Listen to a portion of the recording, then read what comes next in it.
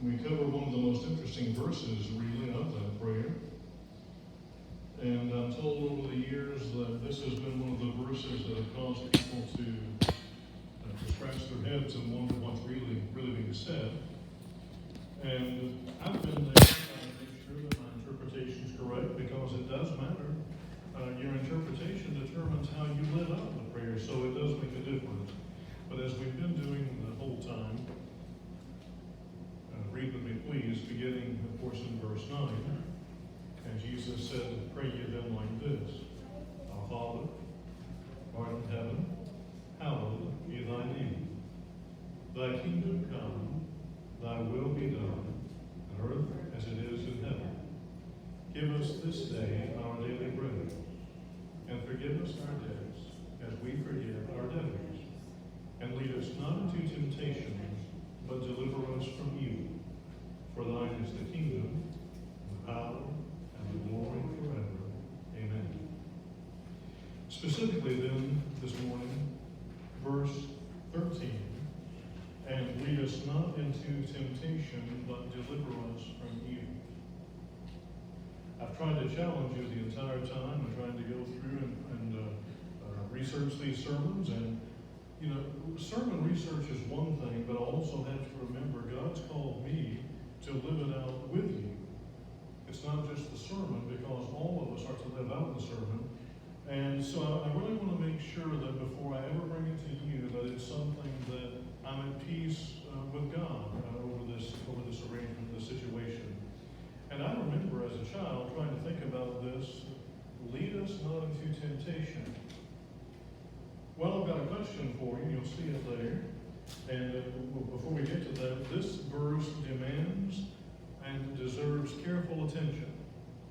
I think you would agree with me on that. The verse demands and deserves careful attention.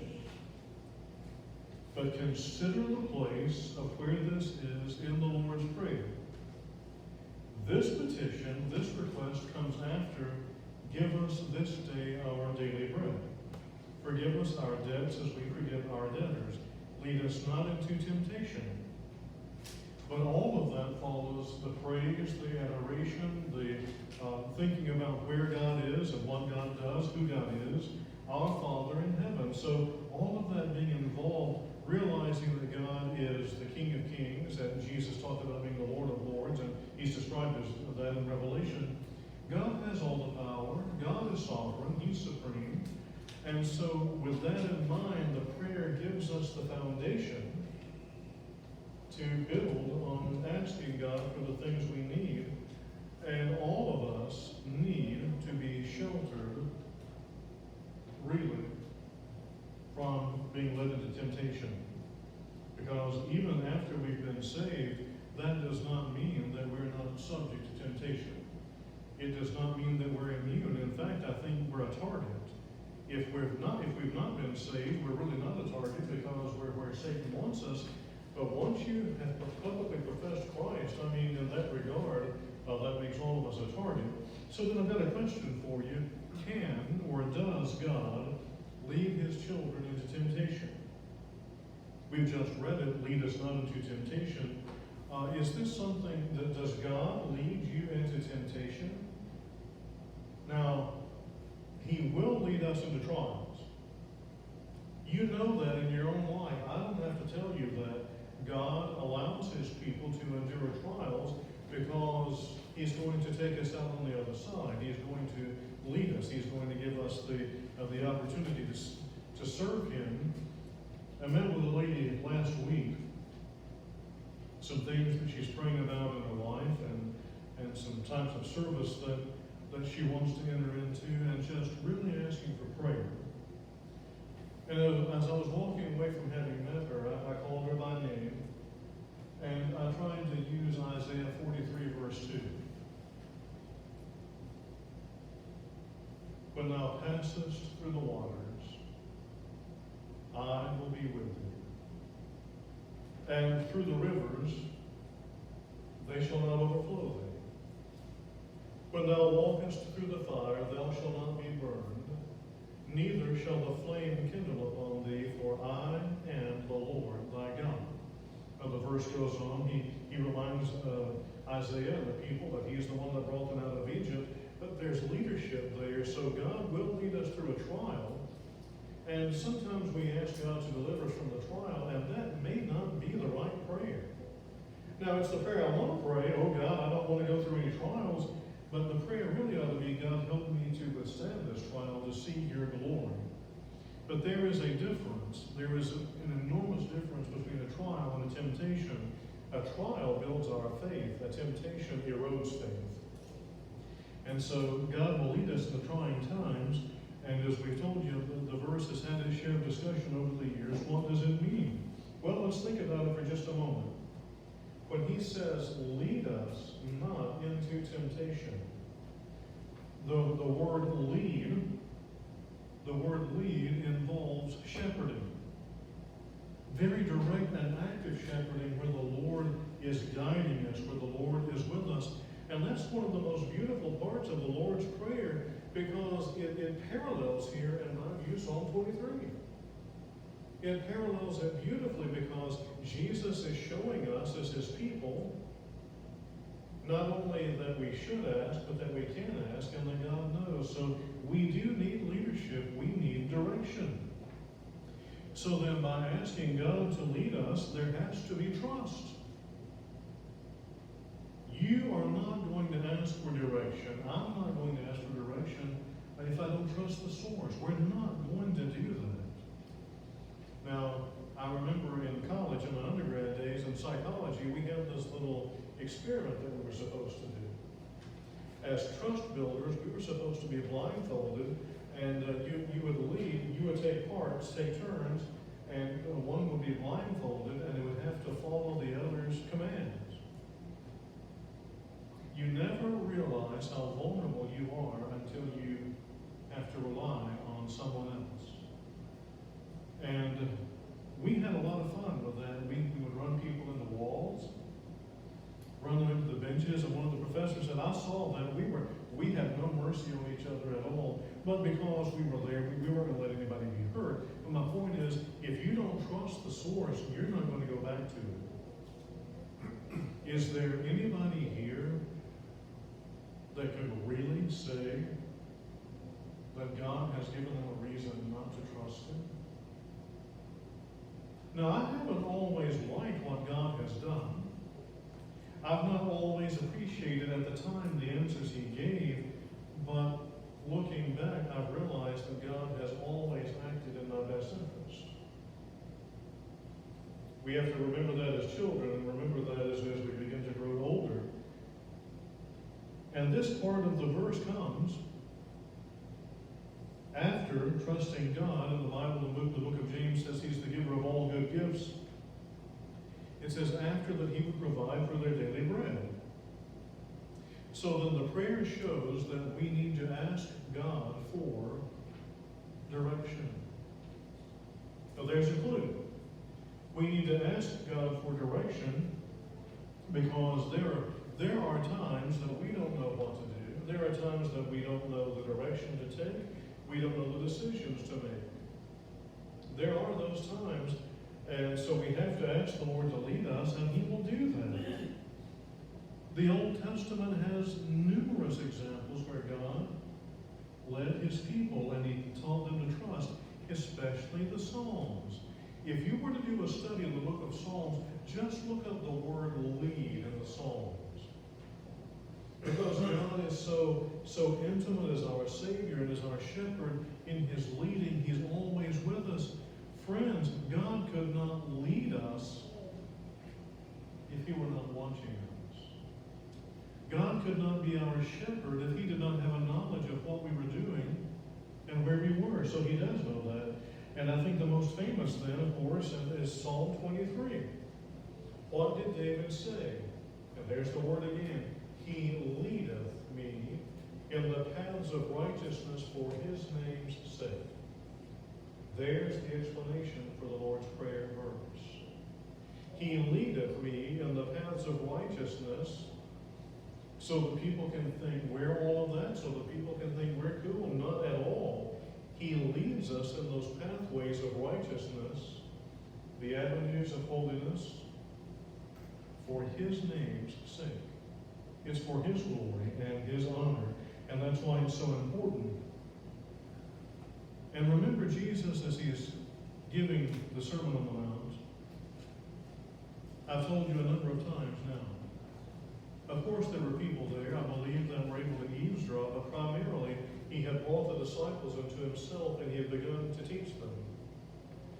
He would be the foundation of the church, the disciples would be the pillars, and He's giving them this information, this material, and 2,000 years later, we're still benefiting from it, we're still using it. So the prayer is trusting that God will do what is right and what is best for His children.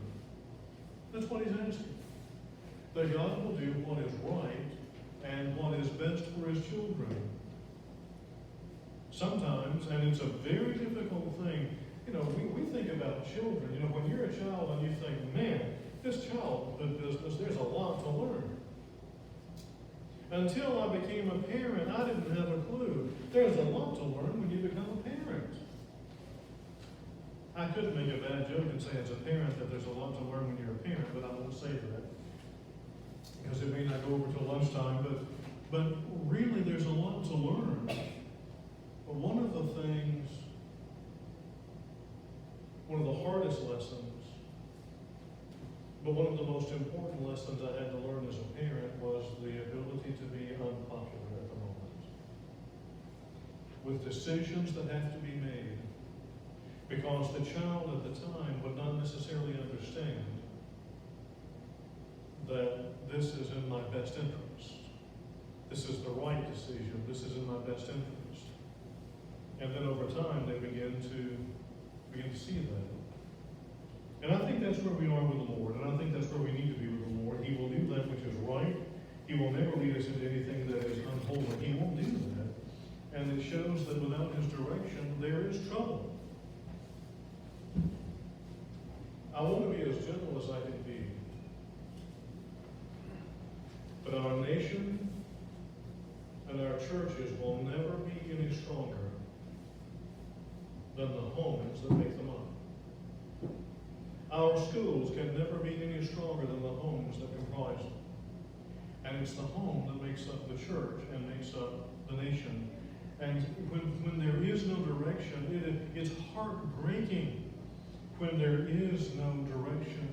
The other side of that is that there is trouble. And that's what's so hard.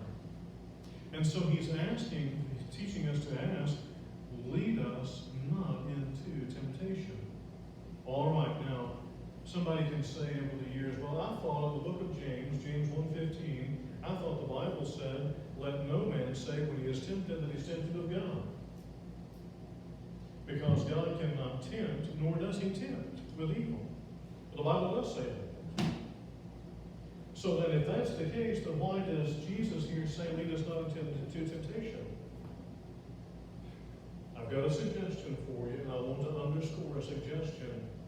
I've talked a lot about the strategic placing of things in the Bible. Understand the context. One of the most dangerous things that we can do in quoting the Bible is not understanding the context, and a lot of things can do a lot of damage when they're not properly understood. We can hide behind the Bible and really create a lot of havoc. And that's not what God would have us to do. The Bible was not given to us to create havoc. It was given to us to maintain order in our lives to serve the Lord. And so what's happening then, if you go to Matthew 4, which follows Matthew 3, Matthew 3 is where Jesus is baptized. And as He's baptized, the Bible says God the Father spoke, God the Son comes out of the water, God the Spirit descends. There's all three of them right there. That's the public inauguration of the ministry of Jesus. But then if you go to Matthew chapter 4 and Mark 1, it says clearly that Jesus was driven by the Spirit into the wilderness to be tempted. Now that's clear.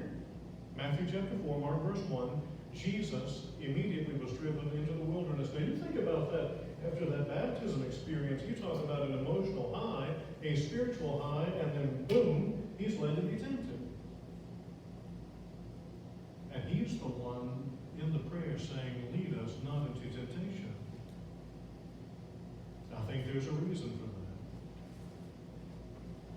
because he was holy. The Spirit had to push him into temptation, because otherwise evil would never have come unto Jesus. And when he went and endured that temptation, that's how, as our shepherd, he's able to tell you when temptation comes your way, I know how you feel, I've been there. Nothing is worse than anybody trying to give you advice when they don't have a clue. Now, I know that generally speaking, people can help with a word of advice. This sounds kind of cruel, but I don't have a lot of patience with people that come to parents and say, well, if he were a kid of mine, when that person has no children, how can you say that? Now, those of you that have taught, don't you get irritated when people that have never been in the classroom, they've never had the training, they never had the education, they don't know the state requirements, and then they want to tell you how to teach? Now, I was a number of years ago, taking a church member to the doctor, and there was a come to Jesus meeting in one of those days as to who was the doctor and who was the patient. Now, we can do the same thing, can't we? And so what I'm trying to say here is that Jesus does not give us empty advice. When things come our way to take our focus off the Lord, Jesus endured that. Satan himself came. And that's included in the next part of the prayer. They're face to face. In Matthew chapter 4, they're face to face when they have the temptation. So when Jesus here is saying, lead us not into temptation, he can pray that because he will be the one led. And it's not that God leads us into temptation. God will never lead you into evil. He will never do that. He will never lead me into evil. James says it's with our own lust, our own intent. But what happens here is the same God that would give us our daily bread, the same God that would forgive us our debts. Jesus is saying, well, surely he will not lead us into temptation. The prayer is that this will not be done, but that he will lead us in the right way. This is one of the most beautiful applications. If we stop and think about it, let it soak in, let it leave the page and seep into our heart, God's not going to lead you into ways of evil. God is not, it's not like a carrot in front of a mule. God doesn't do that. What he's going to do, do in leading us is lead us in the things that cause us to see him more clearly. One of the phrases sometimes used in prayer is, Lord, help me to see you more clearly, that I might serve you more fully. That's exactly what this prayer means. Leading us not into temptation, all of these other things that will interfere and cause us to stumble and fall, he leads us in the paths of righteousness for his name's sake. If anything comes your way or my way that takes away from the glory of God, it's not God. That whatever that leadership or direction is, it's not from the Lord. He doesn't do that. So as he says that, lead us not into temptation, there's another thing that he says at the very end, but deliver us from evil. Wow. It may actually be, the Greek can be rendered here, deliver us from the evil one. And if in Matthew 4 we read that the evil one came to tempt him face to face, that's why, of course, 4 comes before 5 anyway, but that's the reason the temptation experience, that episode happened first, before the Sermon on the Mount, before the Lord's Prayer. Deliver us from the evil one. There was no one to deliver Jesus from Satan during that temptation. We talked about this, a little bit recently. 40 days without eating. He's absolutely exhausted. And that's when Satan comes. Satan did not come to Jesus immediately after the baptism experience, when his foot first hit in the wilderness sands. It was not then, not at that high moment. It's after he was physically and emotionally drained. 40 days from that high, and then all of a sudden, boom, and here comes Satan. If thou be the Son of God, command these stones that they be made into bread. Ooh.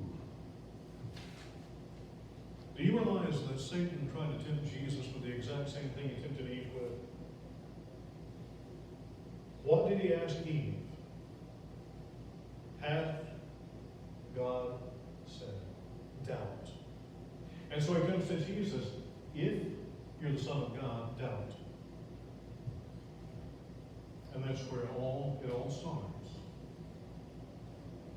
And Jesus said, it is written, man shall not live by bread alone, but by every word that proceedeth out of the mouth of God.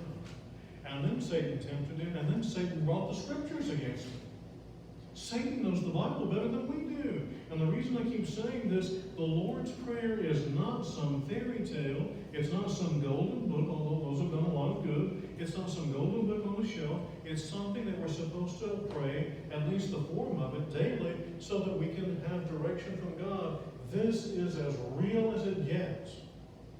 And I've had people tell me, Jerry, I need you to talk to me. I need you to give me some good words. I need something to help me. But I actually had a man stop me one second and say, but don't bring the Bible into it. I thought, I did not just hear that. And before I could say anything, he said, I need something real in my life. I need something every day. I couldn't believe it. Have we lost the essence of the Lord's Prayer? It's one thing to say it collectively here, but are we saying it out there? Are we saying it when we're alone with the Lord? And then are we living it? You do notice that it says, this is quite a request of when deliver us from evil. What that shows is we cannot deliver ourselves. Now, I don't know about you, but I'm a little bit stubborn. And I don't like to ask for help. I really don't. And sometimes when your pride is just absolutely destroyed, then you do have to ask for help. Like if you're stuck in the mud and somebody's got to pull you out. When if you had just asked for help to begin with, you wouldn't be in nearly as rough a situation as you are. We can't deliver ourselves, and sometimes we try to. And so that's my suggestion there that you see on your sheet. It may mean deliver us from the evil one. And if that's the case, then that's very significant as where it's placed in the text. My brothers and sisters, I want to remind you, evil is more than a notion. Evil is more than a notion. It is personified in Satan himself. Satan is real. And that's why Jesus gave us this prayer. There's nothing wrong with having the words of the Lord's Prayer on a piece of home interior and having that in our home. There's nothing wrong with having these words on the bookmark. There's nothing wrong with that at all. But these words were given to us. Therefore, when you pray, pray like this, so that we've got what we need to get us through the day. These words are powerful. They come from the words of Jesus, or the mouth of Jesus himself. They're his words. And so the prayer teaches us. The prayer teaches us not only daily trust, in daily provision, but in daily shepherding. Have you noticed, and quite often, and I hear some of you say it, and I've said the same thing, well, how are you doing? And the most frequent answer, the most common answer is one day at a time. Isn't that what this prayer teaches? This prayer is so current. It's so at the moment. It's so in the moment and for the moment. It is real. And that's where I want us to be as we go through this with the Lord's Prayer, that we're talking to the Lord, but the words were given to us from the Lord himself. It doesn't get any more powerful than this or any more real than this. The prayer It's beautiful, it's powerful, but it's also practical, and sometimes we can lose sight of that. And so I'd like to mention this to you if I can. Testimonies that I hear.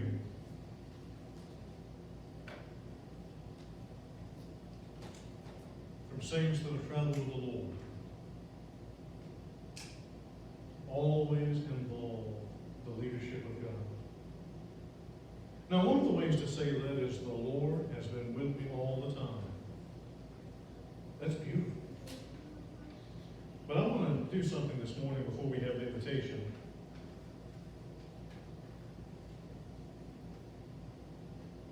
And if you've got access to a hymnal, I want you to turn to number 52.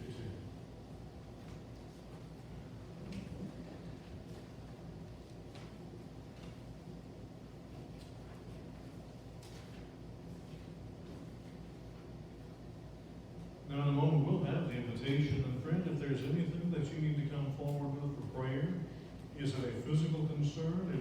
Is it a spiritual concern? We're willing to pray with you. But here's my prayer for all of us today. Look at verse 1, number 52. He leadeth me. Oh, blessed psalms. Oh, words with heavenly comfort fraught. Whate'er I do, where'er I be, still 'tis God's hand that leadeth me. And we'll do all the verses before we get to the chorus. And sometimes mid scenes of deepest gloom, and sometimes where Eden's bowers bloom, by waters still, or troubled sea, still 'tis his hand that leadeth me. Lord, I would clasp thy hand in mine, nor ever murmur nor repine, content whatever lot I see, since 'tis thy hand that leadeth me. And look at verse 4. And when my task on earth is done, when by thy grace the victory's won, even death's cold wave I will not flee, since God through Jordan leadeth me. Now say the chorus with me. He leadeth me, by his own hand he leadeth me. His faithful follower I will be, for by his hand he leadeth me. Father, thank you for having brought us together.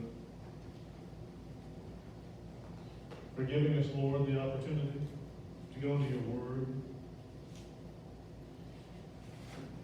Believing here the verse does not teach at all that you would lead us into temptation. But knowing how susceptible and vulnerable we are as your sheep, that we could find our way into it. And we could wander off the steady track. And this prayer just teaches us to be humble and to place ourselves in your hands and trust your leadership and your guidance. And lead us, Lord, in those pathways of righteousness, not for our name's sake, but for yours, O Lord, alone. That others may see your holiness,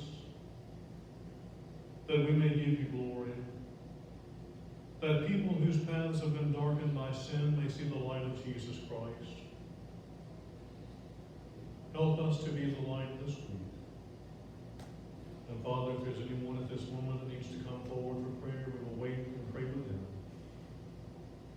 In the name of Jesus, amen. Hymn number 446.